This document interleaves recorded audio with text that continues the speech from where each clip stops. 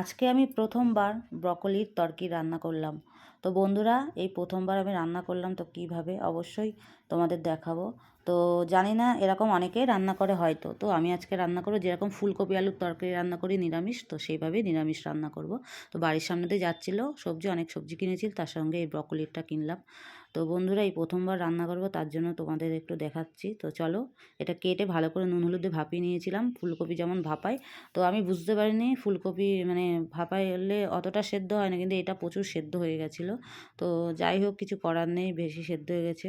তো মশলা করব আদা, লঙ্কা আর হচ্ছে টমেটো পেস্ট করে নেবো। আর তেল দিয়ে দিলাম কড়াইয়ের মধ্যে। কড়াইটা যখন গরম হয়ে গেল, তারপরে এর মধ্যে তেলের মধ্যে দিয়ে দেবো ব্রকলিটা ভেজে নেবো একটুখানি হালকা করে, যেহেতু এতটাই সেদ্ধ হয়ে গেছে যে বেশি নাড়ানো যাবে না, হালকা ভেজে নেবো, নাহলে ভালো লাগবে না খেতে।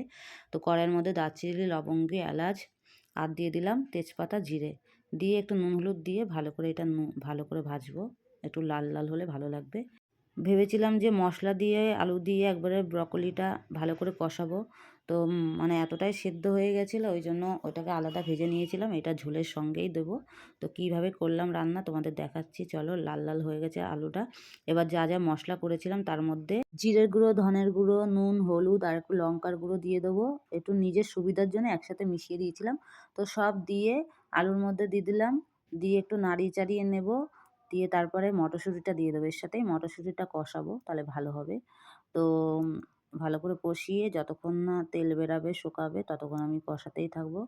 তো এইভাবেই বন্ধুরা, অনেকে কিভাবে রান্না করো তো অবশ্যই কমেন্ট করে জানাবে। আমি তো এইভাবেই রান্না করলাম ফুলকপির মতন, যেহেতু প্রথমবার রান্না করছি। তো টমেটো কেটে রেখেছিলাম, সেটাও দিয়ে দিলাম, দিয়ে এটা দিয়ে কষাবো। তো এটাকে ফুলকপি, যেমন এটা আমি সবুজ ফুলকপি বলতাম। তো ছোট থেকে এটাকে সবুজ ফুলকপি বলেছি, কিন্তু কখনো খেয়েছি নাকি আমার ঠিক মনে নেই। বড় হয়ে তো কখনো খাইনি, ছোটোবেলায় খেয়েছি নাকি আমার ঠিক মনে নেই। তো যাই হোক, এবার নিজে রান্না করছি, নিজে ভালো লাগছে বেশ আমার কাছে। তো ভালোই লাগলো।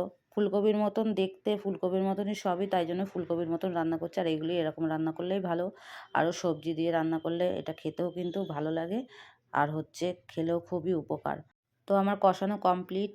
দেখো, জল দিয়ে দিলাম যতটুকু দরকার, খুব একটা ঝোল রাখবো না, যেহেতু খুব একটা ঝোল ভালো লাগে না। নতুন আলু দিয়ে করছি বলে নতুন আলুটা একটু সেদ্ধ হতে টাইম লাগে, ওই জন্য না একটু জলটা বেশি দিস, মানে মোটামুটি দিয়েছি যাতে সেদ্ধও হয়ে যায়, ঝোলটা গাঢ়ও হয়।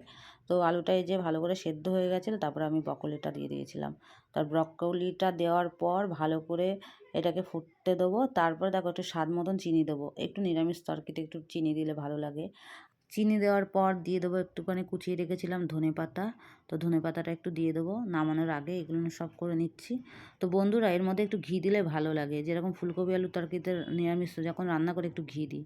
তো আমি সেই আন্দাজেই বললাম। আর এই সমস্ত তরকারি খায় আর না খায়, তো দেখে যেটা মনে হয়, যেহেতু ফুলকপির মতন, তো সেইভাবেই আন্দাজে রান্না করেছি। তো কেমন হয়েছে তোমরা কিন্তু জানাবে। তো নেক্সট টাইম এমনি রান্না করব, কোনো সেদ্ধ করে নেবো না, এমনি একদিন রান্না করে দেখব। তো চলো বন্ধুরা, কেমন হয়েছে রান্নাটা তোমরা জানাবে। আর কে কীভাবে রান্না করো তোমরা কিন্তু অবশ্যই জানাবে। ভালো লাগলে একটা লাইক কমেন্ট করে দিও। তো তোমরা ভালো থাকবে আর সুস্থ থাকবে। টাটা।